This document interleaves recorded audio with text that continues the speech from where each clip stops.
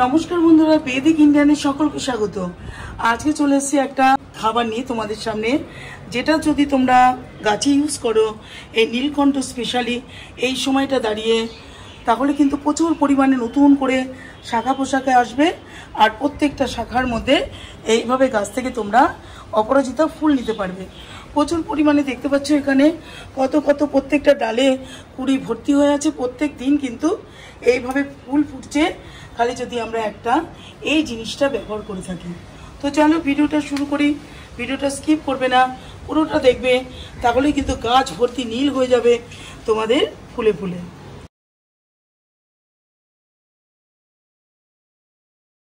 অপরাজিতা একটা খুব শুভ গাছ। এই গাছ বাড়িতে রাখা অনেক উপকার, বাড়িতে সুবৃদ্ধি নিয়ে আসে। খুব সুন্দর একটা গাছ, মা দুর্গার নাম অপরাজিতা। কাজে আমরা একটা এই গাছ যদি প্রত্যেকটা বাড়িতে একটা করে থাকে, সেই বাড়ির কিন্তু সৌভাগ্য বৃদ্ধি অবশ্যই হবে।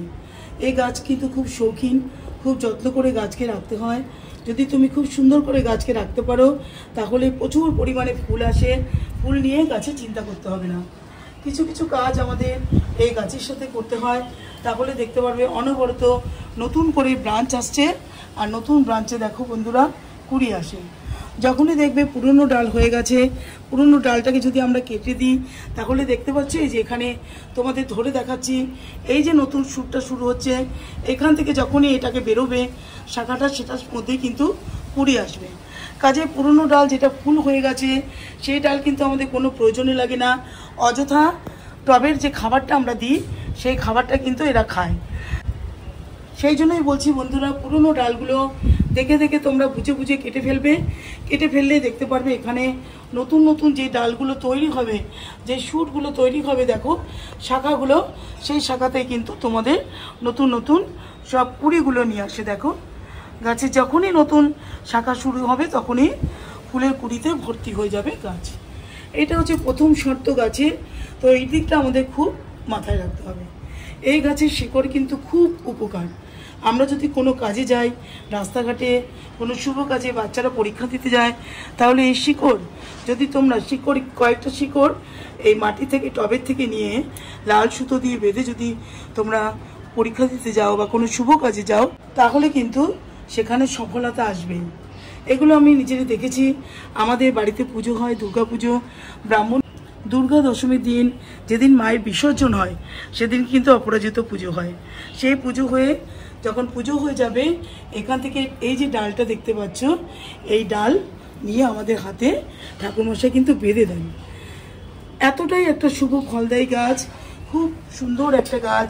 আমরা সবাই এই গাছটা বাড়িতে রাখতে পারি। এই গাছটা কিন্তু যদি প্রয়োজন হয় তোমরা নার্সারি থেকে কিনতে পারো। বন্ধুরা, আমি কিন্তু নার্সারি থেকে গাছটা কিনে নিই। আমি বাড়িতে পুরনো গাছ থেকে প্রত্যেকবার গাছ রোপণ করে নিই। পুরনো ফুলটা আজকে গাছে নেই। পুরনো ফুল যখন এরকম ফুটে গিয়ে শুকিয়ে যাবে, তখন সেই ফুলটা তোমরা ফেলে দেবে না। যদি বীজ বানাতে চাও, তো ওই বীজ থেকে কিন্তু তোমরা সুন্দর করে নতুন গাছ রোপণ করতে পারো। এই গাছটাও আমার বীজ থেকে তৈরি করা গাছ। প্রত্যেকবারে আমি 2-3টে গাছ এই বীজ থেকেই গাছটা তৈরি করে নিই। দেখো বন্ধুরা, খুব সহজ পদ্ধতি। তোমরা যদি কেউ চাও নার্সারি থেকে কিনতে পারো, নালে কিন্তু এই গাছের বীজ শুকিয়ে যখন সিমের মতো দেখবে, এখানে ফুলটা শুকিয়ে গেলে বীজ হবে। বীজটা যখন ব্রাউন কালার হয়ে যাবে, ভাঙবে বীজটাকে, কালো কালো কতগুলো বীজ থাকে, সেই বীজ দিয়েই কিন্তু প্রত্যেকবার বললাম তোমাদের, আমি এই বর্ষার সময় গাছ তৈরি করে নিই। এখানে একটা গাছ দেখাচ্ছি, দেখো এটা আমি বীজ থেকে তৈরি করে নিয়েছি। যখন যখন নতুন নতুন করে এই যে নতুন নতুন যে শ্যুটগুলো বেরোচ্ছে, এখান থেকে যদি আমরা এখান থেকে ভেঙে দিই, দেখো দেখতে পারবে আমি এখান থেকে কিন্তু ভেঙে দিচ্ছি বন্ধুরা, যাতে নতুন নতুন এই যে এইটুকুনি গাছের মধ্যে দেখাচ্ছি বন্ধুরা, কুড়িয়ে চলে এসছে। দেখো আমি কিন্তু এখন এই কুড়িগুলো নেব না। আমি যদি এই ছোটো গাছে ফুল নিই, তাহলে কিন্তু গাছটা বড় হবে না। কাজে আমি কুড়িগুলোকে কেটে ফেলবো। এখন গাছটাকে সুন্দর করে বড় করব, তারপরে আমি গাছ থেকে ফুল নেব। তাহলে অনায়াসে কিন্তু তোমরা সুন্দর করে এই বীজ থেকে গাছ বাড়িতে তৈরি করে নিতে পারো। যে বীজগুলো নেবে, বীজগুলো বন্ধুরা প্রথমে নিয়ে একটা ছোট জায়গার মধ্যে বীজটাকে দিয়ে রাখবে। যখন দেখবে একটু করে গ্রো করছে, বীজটা একটু বড় হয়েছে, যখন গাছের এরকম রূপ ধারণ করেছে, তখন একদম ছোট পটে দেবে। প্রথমে কিন্তু অনেকটা বড় পটে দিয়ে দেবে না, একটু ছোট পটে গাছটা দেবে। গাছটা যখন আস্তে আস্তে করে বড় হতে থাকবে, তখন টব তোমরা একটু বড় পট নির্বাচন করে দিতে পারো। ভার্মি কম্পোস্ট দেবে বা গোবর সার দেবে, অল্প একটু বালি আর মাটি দিয়ে গাছটাকে প্রতিস্থাপন করে দেবে। যখন দেবে গাছটা খুব সুন্দর করে বড় হয়েছে, তখন তোমরা এর মধ্যে সার দেবে। মাঝে মাঝে একটুখানি মিক্স সার দিতে পারো। আর কলার খোসা তো আমাদের প্রত্যেক বাড়িতেই থাকে, কলার খোসা দিতে পারো। প্রচুর পরিমাণে ফুল আসে কলার খোসা গুঁড়ো বা খোসা ভেজানো জল। এই বর্ষাকালটা অ্যাভয়েড করে অন্যান্য দিনে কিন্তু অন্যান্য সময়ে তোমরা কলার খোসা ভেজানো জল অবশ্যই গাছে দিতে পারো, তাহলেই প্রচুর পরিমাণে ফুল আসবে। এখন যেহেতু বর্ষাকাল চলছে বন্ধুরা, এর আগের ভিডিওগুলোতে আমি বলেছি যে এই সময়টা কিন্তু কলার খোসা দেবে না বা কলার খোসা ভেজানো জল দেবে না। দিলে কিন্তু গাছের মাটিতে একদম টবের মাটি ফাঙ্গাস ধরে যাবে আর সুন্দর করে কিন্তু গাছ বাড়বে না। আস্তে আস্তে করে গাছ শুকিয়ে পুরো গাছ মরে যাবে। কাজে এই সময়টা একটু রাসায়নিক সার, যেটা আমি আজকে তোমাদের দেখাতে নিয়ে এসেছি, এই সারটা দেবে। দেখবে খুব সুন্দর করে ঘুরিয়ে ফিরিয়ে গাছকে একটু খাবার দেবে, তাহলে খুব সুন্দর করে গাছ বড় হবে আর তোমাদেরকে ফুলে ভরিয়ে দেবে। টবের মাটিটা এরকম রাখবে বন্ধুরা, আমি যেটা তোমাদের দেখাচ্ছি দেখো, এখানে কিন্তু এতটুকু আগাছা নেই। টবে যে পুরনো পাতাগুলো থাকে সেগুলো এক আধটা পড়েছে, এগুলো যখনই দেখবে একদম সরিয়ে ফেলে দেবে। আর দেখো একদম ভেজা রয়েছে টব, দেখাচ্ছি তোমাদের, এইভাবে কুড়িয়ে দেখো খুব সুন্দর কিন্তু এখানে ভেজা মাটি রয়েছে। ঠিক এই রকম যেন ভেজা মাটি অপরাজিতা গাছ খুব পছন্দ করে, এরকম ধরনের মাটিটা তোমরা রাখতে চেষ্টা করবে। তো আজকে আমি যেই জিনিসটা তোমাদের দেখাবো, আমি যেটাই করি প্রত্যেক মাসে যেভাবে সারটা দিই, সেটাই আজকে তোমাদের আমি করে দেখাবো। বেশি টবের মাটিটা করবে না, কেননা এই গাছের শিকড় কিন্তু একদম পাতলা থাকে। যদি শিকড়গুলো কেটে যায় তাহলে গাছটা নির্জীব হয়ে যায়। কাজে খুব হালকা করে একটুখানি কুড়িয়ে দেবে মাঝে মাঝে, তাহলে এখানে হাওয়া চলাচল করবে। এখন তো বৃষ্টি হচ্ছে, মাঝে মাঝে রোদ্দুরও উঠছে, যখন রোদ্দুর উঠবে একটু কুড়িয়ে রোদ খাইয়ে দেবে গাছের টবের মাটিটাকে। যে কাজটা আমাদের প্রধানত করতে হবে এটা হচ্ছে মিক্স সার। এই সার কিন্তু আমাদের দিতেই হবে 20 দিনে বা 15 দিনে একবার, এরকম বেশি লাগবে না।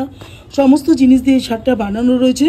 তো এরকম এক মুঠো নিয়ে গাছের গোড়াতে এইভাবে চারদিকে দিয়ে দেবে। দেখো আমি যেভাবে দিচ্ছি, টব অনুযায়ী 1 মুঠো বা 2 মুঠো তোমরা কিন্তু এইভাবে এই মিক্স সারটা অবশ্যই আগে গাছে দেবে।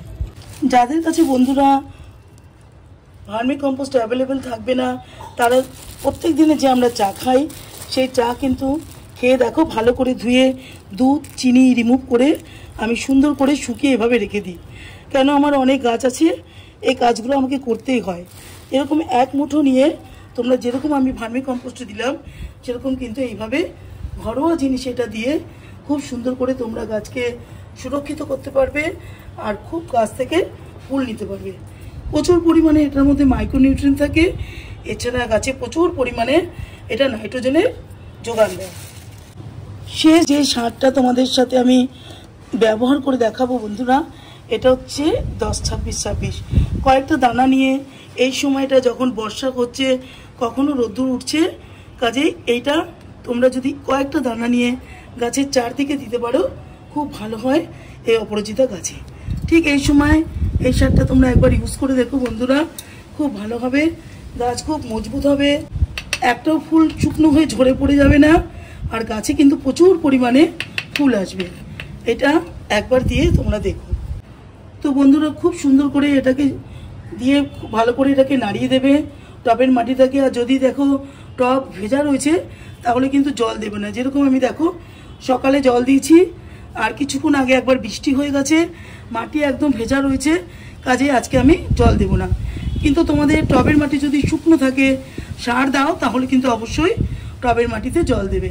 আর দেখো এখন যেরকম চকচকে একটা ভাদ্র মাসে যেরকম রোদ্দুর হয়, সেই রোদ্দুর পড়ছে, কাজে কি করবে মাঝে মাঝে যে কটাই বাড়িতে গাছ আছে ফুলের গাছ, এরকম রোদ্দুর খাওয়াবে। আমার ব্যালকনির এখানে দেখো অল্প অল্প রোদ্দুর আসছে, তো আমি হালকা হালকা একটুখানি করে দেবো যাতে অক্সিজেন চলাচল করে টবের মাটিতে, আর এই রোদ্দুরটাকে একটুখানি খাইয়ে দেবো, তাহলে কিন্তু খুব ভালো হবে এই সময়ের জন্য।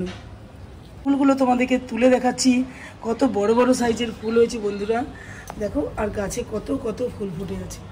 সকালে ওখান থেকে ফুল নিয়ে পুজো দেওয়া হয়েছে, এখনও যে ফুলগুলো ফুটে আছে কত বড় সাইজের আছে। সব কটা ফুল নিয়ে নেব।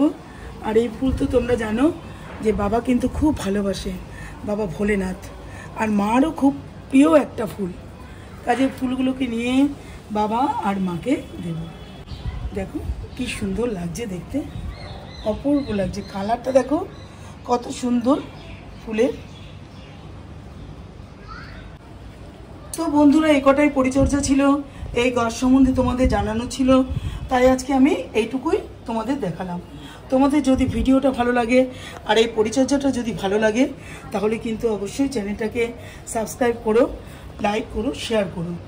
আজকের মতো রাখবো বন্ধুরা, অন্যদিন অন্য কোনো ভিডিওর মাধ্যমে তোমাদের সামনে আবারও আমি হাজির হয়ে যাব। নমস্কার।